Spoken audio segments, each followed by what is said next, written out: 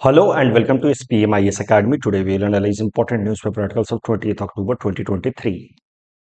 Please note you can download the PDF version of today's newspaper analysis by clicking the link given in the comment section.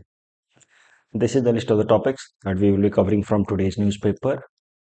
So students, before I take up first topic of the day, I would like to wish you all a very happy Puja ahead.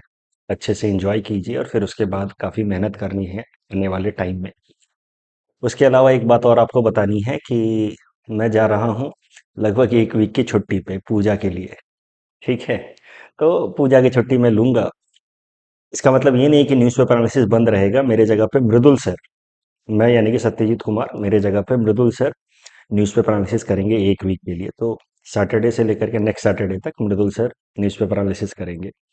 He asked me to inform you all beforehand, तो इसलिए मैं आपको पहले बता रहा हूँ। ठीक है जी? चलिए, let us take up the first topic of the day.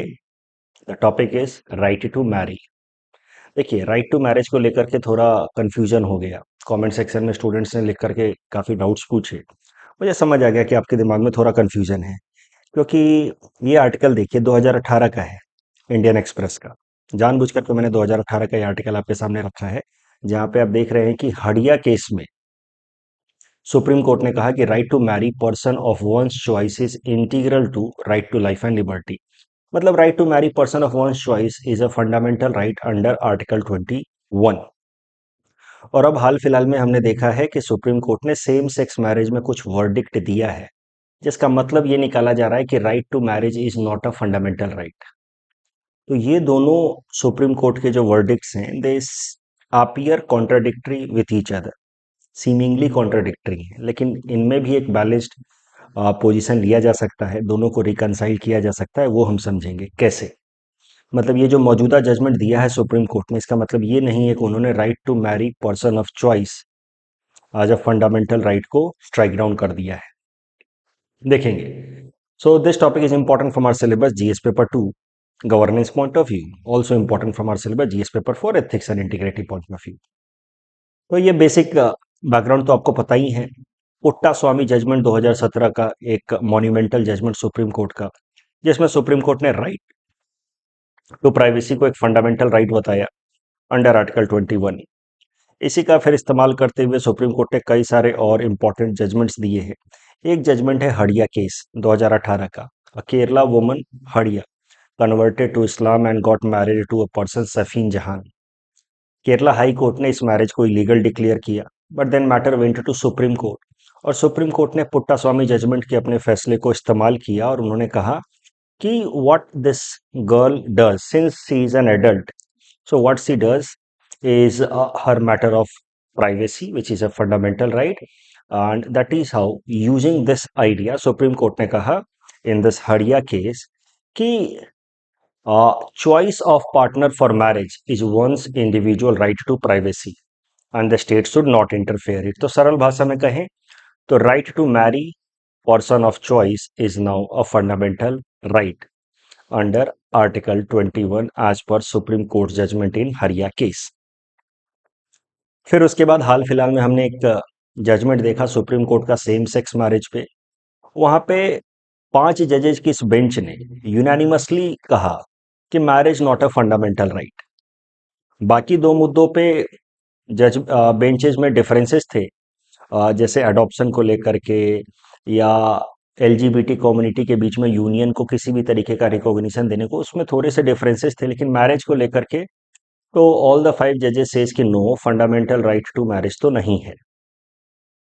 अब आपको सुन करके लगेगा कि सर ये तो कॉन्ट्राडिक्टरी बातें हो गई। यहाँ कह रहे हैं कि right to marry person of choice is a fundamental right, and now we are saying कि right to marry itself is not a fundamental right. देखिए, थोड़ा तो कन्फ्लिक्चुअल आइडिया है, लेकिन इसको मैं समझाता हूँ, रिकनसाइल करता हूँ, मैं कोशिश करता हूँ, समझिए। देखिए, मान लीजिए कि miss A C wants to marry mister X, but C is force to marry mister Y. इनके ऊपर इनका परिवार या कोई भी दबाव बना रहा है कि आप वाई से शादी करें, जबकि वो शादी करना चाहती हैं एक्स से। So this would be violation, this particular case would be violation of fundamental right of Miss A as per Hadiya case. इनका हक है, इनका फंडामेंटल राइट है कि she marriage person of choice which in this particular case is mister X. तो ये अभी भी वैलिड है, इनका हक है अपने चॉइस के इंसान से शादी करने की। ऑफ कोर्स ये तीनों के तीनों एडल्ट होने चाहिए इस केस में, अदरवाइज तो पॉक्सो एक्ट एंड ऑल तमाम चीजें आ जाएंगी। अब केस 2 देखते हैं। मान लीजिए कि miss A does not want to marry both, ना वो वाई से शादी करना चाहती हैं ना एक्स से शादी करना चाहती हैं। In fact miss A wants to remain spinster, मतलब वो शादी ही नहीं करना चाहती, उनको शादी ही नहीं करनी है। तो क्या इसको मिस ए का फंडामेंटल राइट का वायलेशन माना जाएगा कि वो शादी नहीं करना चाहती and right to marriage is a fundamental right, ऐसा हम मोटा मोटा समझ रहे हैं। क्या उनका फंडामेंटल राइट का वायलेशन माना जाएगा? आंसर इज नो, इसमें उनका कोई राइट वायलेट नहीं हो रहा। Because because try to understand, मैं आगे और क्लैरिटी दूंगा। Core idea is right to marry person of your choice, या दूसरे भाषा में कहें तो being forced to marry someone who is not of your choice, ये फंडामेंटल राइट का मामला बनता है। अपने पसंद के इंसान से शादी करना, या आपके पसंद, ये आपका फंडामेंटल राइट है और आपके पसंद के खिलाफ आपकी शादी कराई जाए तो आपके फंडामेंटल राइट का वायलेशन है। But right to marry in itself, इसको लेकर के तो कोई बात नहीं कही गई है। It's not a fundamental right. अगर वो शादी ही नहीं करती हैं तो ये तो उनके फंडामेंटल राइट का वायलेशन नहीं हुआ, राइट। और मैं डेवलप करता हूं, और जरा समझिए। मान लीजिए केस 3 देखते हैं। मिस ए वाई से शादी नहीं करना चाहती, but she wants to marry some other miss Z, मतलब दे आर होमोसेक्सुअल्स मान लीजिए। इस केस में मिस ए कहेंगी कि सर ये मेरा अधिकार है, right to marry person of choice which is miss Z, ये मेरा फंडामेंटल राइट है। इस केस में सुप्रीम कोर्ट ने हाल फिलहाल में कहा है कि देखो madam, right to marry person of choice वो बात तो सही है, लेकिन मैरिज का डेफिनेशन ही काफी लिमिटेड है। Right to marry person of choice वो बात तो सही है, लेकिन मैरिज का डेफिनेशन दिया है कानून के मदद से पार्लियामेंट ने, और वो कानून है स्पेशल मैरिज एक्ट 1954। वो कहता है कि marriage can be only between a man and a woman, यानी कि ये जो रिलेशनशिप है आपका, आप रखिए ये relationship, homosexuality is not a criminal offence, आप ये रखिए, लेकिन इसको मैरिज नहीं कह सकते, क्योंकि मैरिज का डेफिनेशन तो स्पेशल मैरिज एक्ट 1954 के अंतर्गत ऐसा है कि it should be between a man and a woman. हमें आपके रिलेशन से कोई प्रॉब्लम नहीं है, but it can not be marriage. तो अब ये सारा मामला आ जाता है, देखो यहाँ पे सीधा सीधा देखो। आर्ट 2018 हरिया केस कहता है right to marry person of choice is a fundamental right, person of choice. लेकिन अभी जब अगर मौजूदा केस को भी इसके साथ मिला लिया जाए तो हमें समझ आता है कि यहाँ पे जो वर्ड चॉइस है, it is not absolute, the choice is limited to opposite gender. मतलब आपके पास चॉइस है, मिस ए के पास चॉइस है कि आप वाई से शादी करें कि एक्स से शादी करें, क्योंकि ये अपोजिट जेंडर के हैं, लेकिन आपके पास ये चॉइस ही नहीं है। जैसे आपको कहा जाए कि आप क्या खाते हैं, खाना पीना आपका चॉइस है, आपका अधिकार है। आप मीट खाते हैं कि वेजिटेरियन हैं, दैट इज योर चॉइस। तो आप कहने लगे अच्छा मेरा चॉइस है कि मैं कुछ भी खा सकता हूं, तो now I will practice cannibalism. ये नहीं हो सकता ना। Choice can also not be absolute, यही कहा है सुप्रीम कोर्ट ने। आई जस्ट होप कि I am able to make some clarity. देखिए मौजूदा केस में सुप्रीम कोर्ट के पास दो चॉइस थे, दो ऑप्शन थे।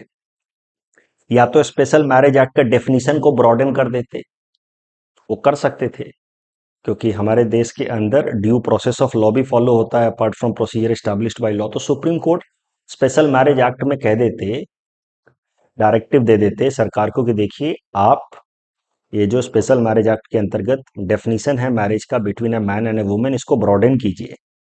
वो कर सकते थे, लेकिन उन्होंने ऐसा नहीं किया। उन्होंने इनफैक्ट हरिया केस के अंदर जो उनका जजमेंट था उसके स्कोप को ही थोड़ा नैरो कर दिया। कि हरिया केस में हमने कहा है right to marry person of choice, but यहाँ पे पर्सन ऑफ चॉइस में चॉइस लिमिटेड है कि भाई आप अपोजिट जेंडर वाले से ही शादी करेंगे।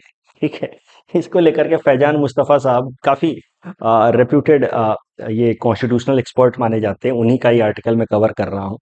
तो उन्होंने एक एक कहावत कही जाती है इस्लाम धर्म में ऐसा कुछ कि चले थे नमाज से बचने और रोजा रखवा करके आ गए, ऐसा कुछ है। Went to get exemptions from prayer namaz and instead got additional duty of fasting. तो उन्होंने कहा कि देखिए ये जो एलजीबीटी कम्युनिटी है, होमोसेक्सुअल्स हैं, उनके सिंपथी में उन्होंने ये आर्टिकल लिखा है कि होमोसेक्सुअल्स ने तो बेसिकली इस उम्मीद में सुप्रीम कोर्ट के अंदर पिटीशन फाइल किया था कि स्पेशल मैरिज एक्ट का डेफिनेशन को ब्रॉडन कर देगी सुप्रीम कोर्ट।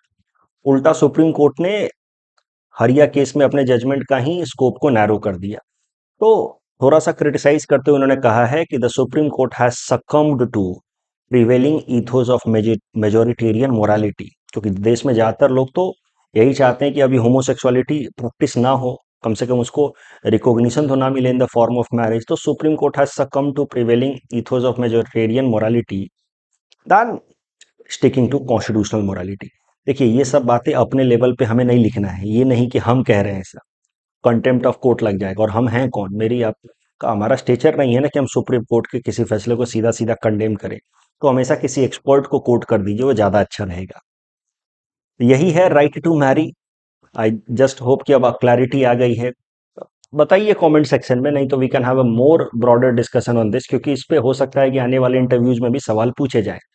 ऐसा सवाल मैंने बना करके दिया है, the supreme court's view in Hadiya case where it pronounced right to marriage person of right to marry person of a choice, इसको ठीक कर दूंगा, कर लेना है, मैं right to marry person of a choice is a fundamental right, is seemingly irreconcilable with its recent judgment on same sex marriage. Discuss 15 marker का एक क्वेश्चन दे दिया। तो आपको यही सारी बातें लिखनी है कि देखिए पहले हरिया केस बता दीजिए, right to marry person of choice, फिर बैकग्राउंड दे दीजिए कि मौजूदा टाइम में सेम सेक्स मैरिज का एक पिटीशन फाइल किया गया। इस केस का नाम है basically Supriya Chakraborty versus Union of India case, ये सेम सेक्स मैरिज वाला केस है। सेम सेक्स मैरिज वाला केस का बैकग्राउंड बिल्ड कर दीजिए, पुट्टा स्वामी जजमेंट, सुरेश कौशल, ये सब बिल्ड कर दीजिए। इसके बाद सेम सेक्स मैरिज को रिकॉग्निशन देने की बात आई, चाहिए तो थोड़े बहुत आर्ग्यूमेंट्स भी रख दीजिए इन फेवर की आर्टिकल 14 राइट टू इक्वालिटी का मैनिफेस्टेशन होगा सेम सेक्स मैरिज का रिकॉग्निशन एंड ऑल। इस ग्राउंड पे सुप्रिया चक्रवर्ती केस लाया गया सुप्रीम कोर्ट में। यहाँ पे बेसिकली मुद्दा था स्पेशल मैरिज एक्ट के अंतर्गत मैरिज के डेफिनेशन को ब्रॉडन करने का। तो सुप्रीम कोर्ट के पास ये दो ऑप्शन था, सुप्रीम कोर्ट ने दूसरा ऑप्शन चुना। कंक्लूजन में कभी भी खुद मत लीजिए अपने ऊपर जिम्मेदारी कोर्ट के किसी भी फैसले को क्रिटिसाइज करने की, तो लिख दीजिए सीधा सीधा ना, constitutional experts like Faizan Mustafa says कि the court has succumb to prevailing ethos of majoritarian morality than constitutional morality, ऐसा लिखिए, खुद के ऊपर मत लीजिए। Next article is about Chandrayaan 3 rover which is sleeping, lander is also sleeping. देखते हैं क्या मामला है। This topic is important from our syllabus GS paper 3 science and technology point of view. तो आपको पता है कि हमारा चंद्रयान 3 का सॉफ्ट लैंडिंग हुआ सक्सेसफुल तरीके से। उसका जो लैंडर था विक्रम, और उस विक्रम से अटैच था प्रज्ञान द रोवर, जिसको मून के सरफेस पे मूव करना था और अलग अलग एक्सपेरिमेंट्स कंडक्ट करने थे। तो शिव शक्ति पॉइंट पे विक्रम द लैंडर ने सॉफ्ट लैंडिंग की, और यहां से हमारा जो प्रज्ञान द रोवर है उसने ये पाथ ट्रेस किया कुछ दिनों तक। तो ये काम प्रज्ञान ने 11 दिनों में किया।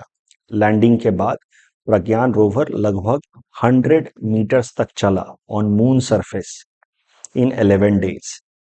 उसके बाद Pragyan rover has gone into sleep mode और Vikram lander has also gone into sleep mode. 11 दिन बाद प्रज्ञान रोवर को स्लीप मोड में भेज दिया गया, और 14 दिन बाद, लैंडिंग के 14 दिन बाद विक्रम लैंडर को स्लीप मोड में भेज दिया गया। इसी से रिलेटेड ये करंट आर्टिकल है, छोटा सा ही आर्टिकल है। इसरो के चीफ एस सोमनाथ साहब से पूछा गया कि सर क्या ये स्लीप मोड में चले गए, अब कभी रिकवर नहीं होंगे क्या? तो उन्होंने कहा कि ऐसी कोई बात नहीं है, दे विल रिकवर। जैसे उनको वापस से उनकी बैटरी चार्ज होती है और जब वक्त आएगा तो वो फिर से रिकवर करेंगे। For the time being, they are in sleep mode, but nothing to worry. They will recover over a period of time. तो मौजूदा टाइम में Vikram the lander and Pragyan the rover are in sleep mode. The next article is about Himalayan region should have its own environment impact assessment. Important article है, 3-4 दिनों से चल रहा था, आज इसको हम कवर करते हैं. This topic is important from our syllabus GS paper 3 environment point of view. सबसे पहले समझते हैं the concept of environment impact assessment. तो यूएनईपी, यूनाइटेड नेशन की ये बॉडी कहती है कि environment impact assessment is a tool to identify environmental, social and economic impact of any economic project और डेवलपमेंटल प्रोजेक्ट. इस इमेज को समझते हैं. देखिए, ये इन्वायरमेंट का स्टेटस है. मान लीजिए कि कोई जंगल है, नदी है, पेड़ पौधे. Environment status without any project. तो अगर कोई आप प्रोजेक्ट नहीं लगाते हैं, कोई ब्रिज नहीं लाते, कोई रोड नहीं बनाते, तो इन्वायरमेंट अपने आप को रिटेन करेगा. इन्वायरमेंट स्टेटस विदाउट प्रोजेक्ट अपने आप को रिटेन करेगा. ठीक है, वैसे ही चलेगा, नदी नाले सब बढ़िया चलेंगे. लेकिन अगर आप कोई भी इकोनॉमिक प्रोजेक्ट लाते हैं तो इन्वायरमेंट के ऊपर तो इम्पैक्ट पड़ेगा ही. तो this is the difference, this is the damage that happens to environment because of any economic project. अब इन्वायरमेंट इम्पैक्ट असेसमेंट का मेन मकसद होता है कि इस गैप को मिनिमाइज करें. देखिए, खत्म तो नहीं कर सकते आप, यू कैन नॉट एंड. आप कोई भी प्रोजेक्ट लाएंगे, आप जंगलों के बीच में रोड बनाएंगे, ब्रिजेज बनाएंगे नदी के ऊपर, तो कुछ तो इन्वायरमेंट के ऊपर डैमेज होगा ही. बिना प्रोजेक्ट के तो इन्वायरमेंट ऐसा होता, प्रोजेक्ट करके इन्वायरमेंट इतना डैमेज हो गया. अब आपको डैमेज को मिनिमाइज करना है. डैमेज को मिनिमाइज करने के लिए आपको इन्वायरमेंट इम्पैक्ट असेसमेंट करना होगा इस प्रोजेक्ट का. इस प्रोजेक्ट से ये नुकसान है, तो इसको ऐसे इम्प्रूव कर दिया जाए, इसको ऐसे थोड़ा सा रिस्ट्रक्चर कर दिया जाए, जिससे इन्वायरमेंट इम्पैक्ट असेसमेंट करने के बाद इन्वायरमेंटल डैमेजेस मिनिमाइज हो. कोशिश ये करनी है कि ये गैप कम से कम हो. That is the purpose of environment impact assessment. Environment impact assessment को आप कह सकते हैं कि एक प्रैक्टिकल तरीका है to give implementation to the concept of sustainable development. तो इन्वायरमेंटल इम्पैक्ट असेसमेंट तो एक ग्लोबल एक्सेप्टेड कॉन्सेप्ट है.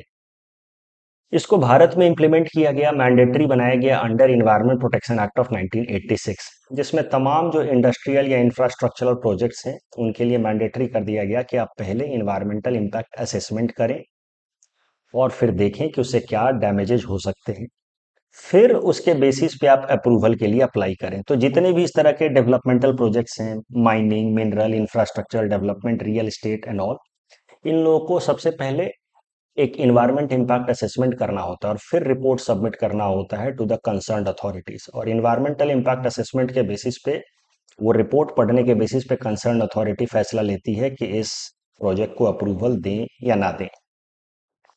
तो याद रखिएगा, एनवायरमेंट इम्पैक्ट असेसमेंट पे मुझे लगता है इस बार मेंस में सीधा सीधा प्रश्न पूछा है. इस बार पूछा था या पिछले बार एपीएससी मेंस में सीधा सीधा पूछा था कि ईआईए क्या होता है.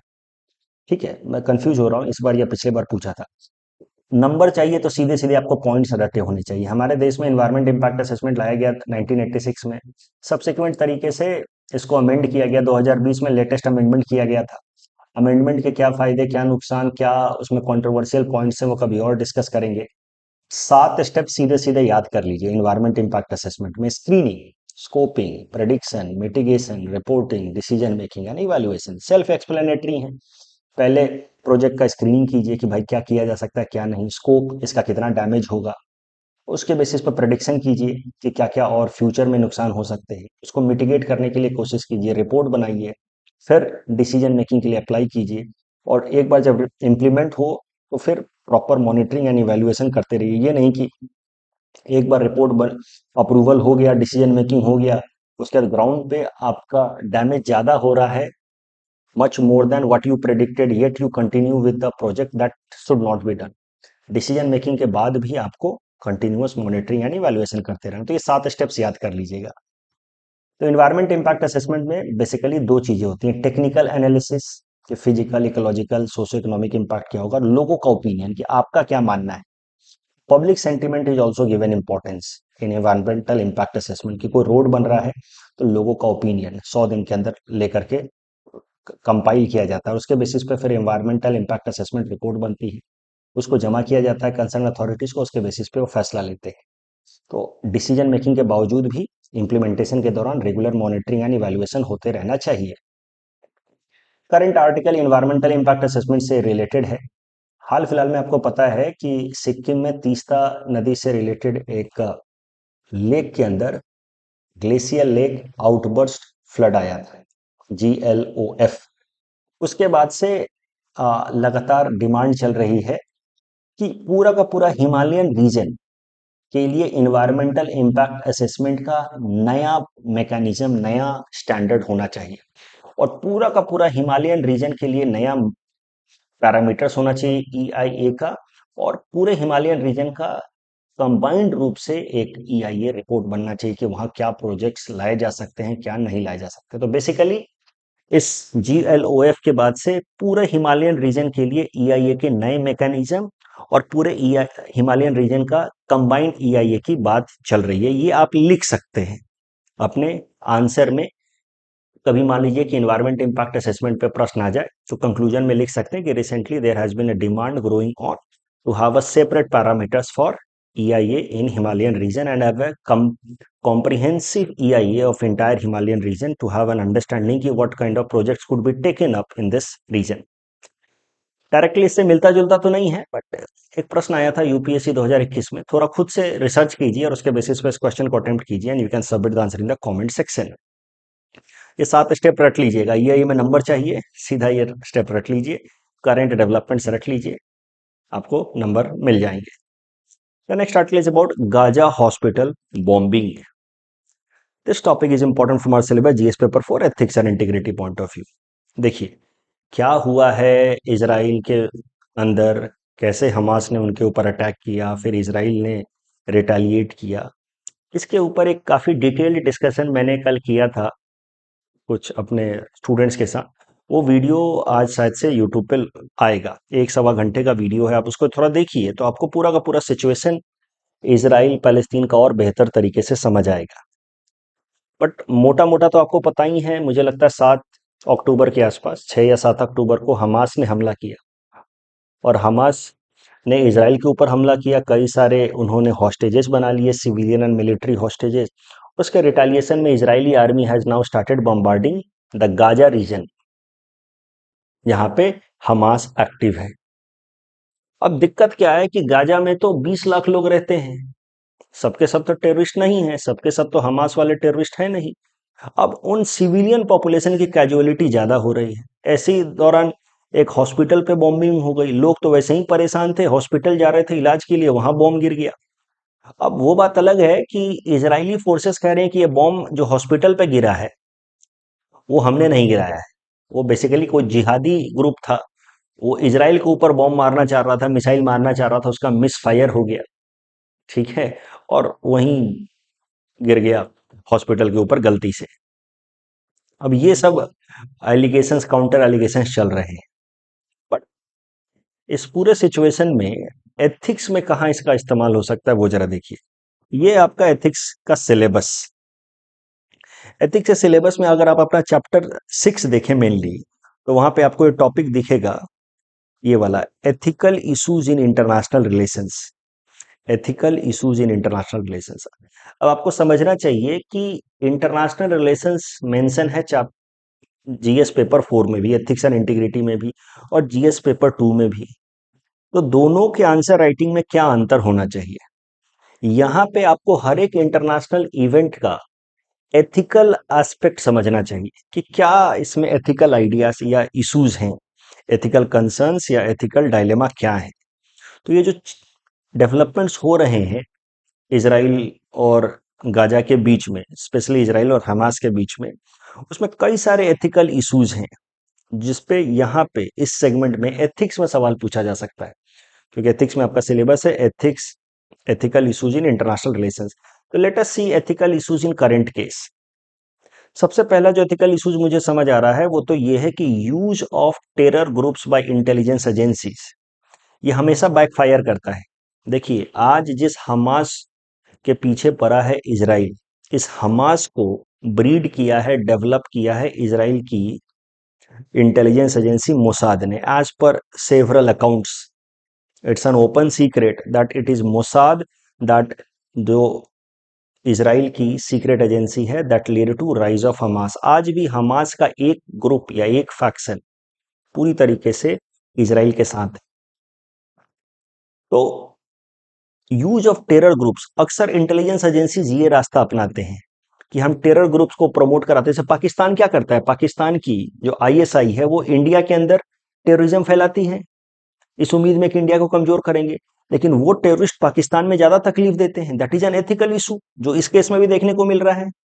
हमास को आपने प्रमोट किया और आज वही हमास आपको तकलीफ दे रहा है। That is first ethical issue, use of terror groups bye intelligence agencies with narrow national interest. It is like breeding snakes in your backyard and hoping that this snake will only bite your enemy. Snake तो snake होता है, वो आपको भी bite कर लेगा। Second ethical issue is collateral damage in anti terror operations. देखिए, terrorism के खिलाफ ऑपरेशंस करना चाहिए, ठीक है, बिल्कुल होना चाहिए। सबसे बड़ी दिक्कत यह है कि टेररिस्ट लोग तो बम मार के भाग जाते हैं, मिसाइल मार के भाग जाते हैं, और जब काउंटर टेरर ऑपरेशंस होता है, एंटी टेरर ऑपरेशंस होता है, तो सिविलियन कैजुअलिटीज, जिसको हम लोग कोलैटरल डैमेज कहते हैं, वो ज्यादा हो जाता है। इस केस में यही देखने को मिल रहा है। अभी 20 लाख जो गाजा के लोग हैं वो हरास हो रहे हैं, हॉस्पिटल जा रहे हैं तो हॉस्पिटल में उनको बम मिल रहा है। So that is another ethical issues, right. Third ethical issue is misuse of institutionalised authority. भाई, दुनिया में कुछ देशों को अथॉरिटी दी गई है ताकि इस तरह के सिचुएशन से वो इफेक्टिव तरीके से डील कर पाए, लेकिन वो इसको सेल्फिश तरीके से इस्तेमाल करते हैं। फॉर एग्जांपल, कल हमने देखा यूएस ने कैसे वीटो कर दिया एक resolution by Brazil that demanded humanitarian pause of the war. भाई, अब इसी काम के लिए तो आपको ये पावर दिया गया है P5 में, और आप अगर वॉर नहीं रुकवा पा रहे हो तो इट्स योर फेलियर। तो why, for what sake UNSC has been created, that is the question. Prioritising national security interest at the cost of humanitarian values.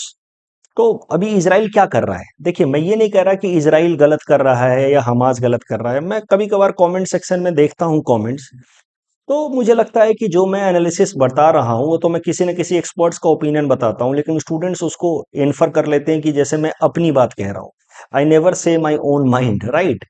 तो ये इस तरीके से आपको आइडिया लिखना है। यहाँ पे भी कुछ लोग कहेंगे कि सर आप इजराइल को सपोर्ट कर रहे हैं, आप गलत कर रहे हैं, आप मैं कुछ नहीं सपोर्ट कर रहा, I am just giving you points to, तो don't try to judge my position. Try to see the ethical issues in this particular case. Prioritizing national security interest at the cost of larger humanitarian values. Israel भी यही कर रहा है। अगर Egypt की बात की जाए, देखिए, इजिप्ट भी यही कर रहा है अपनी नेशनल सिक्योरिटी को बचाने के लिए कि कहीं इजराइल हमारे अगेंस्ट वॉर ना डिक्लेयर कर दे, कहीं बहुत सारे इन्फिल्ट्रेटर्स हमारे देश में ना घुस आए।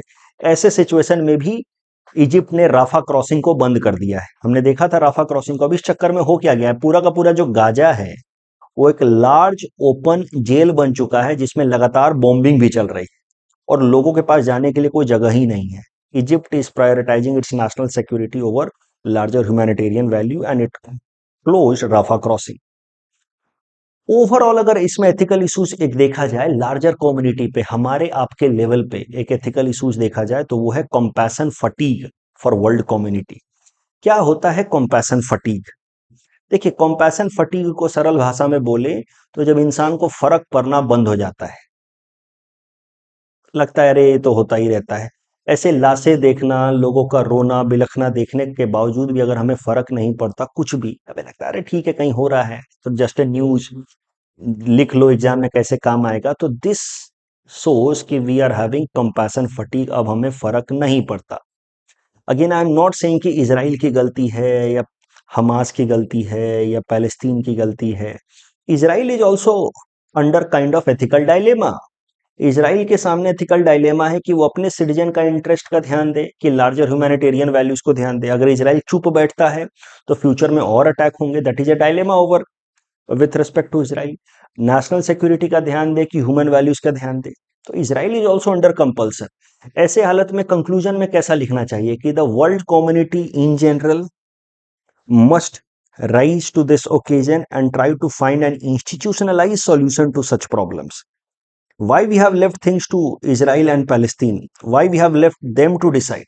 Why, for what sake we have created such institutions, UN and UNSC? To look for institutionalized solution, and we must ensure that these institutions do not become platform for some countries to promote their selfish, narrow national interest. ये ensure करना हो, तो ये पूरा का पूरा जो issue है, अगेन इट कम्स और boils down to the need of UNSC reforms.